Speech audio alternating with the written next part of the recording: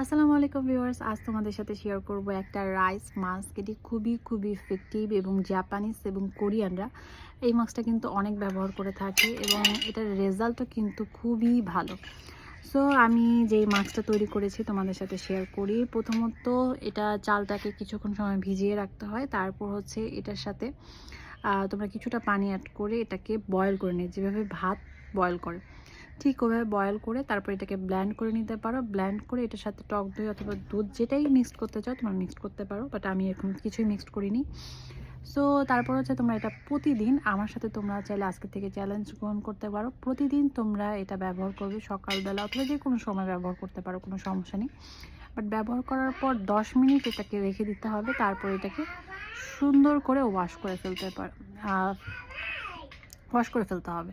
তোমরা নিজেরাই বুঝতে পারবে যে এটা স্কিনটাকে কতটা হেলদি রাখে এবং গ্লোয়িং রাখে। তোমরা চাইলে অন্য কোনো যে কোনো ধরনের কেমিক্যাল প্রোডাক্ট ইউজ করা বন্ধ করে দিতে পারো, জাস্ট এই মাস্কটা রেগুলার ব্যবহার করতে পারো।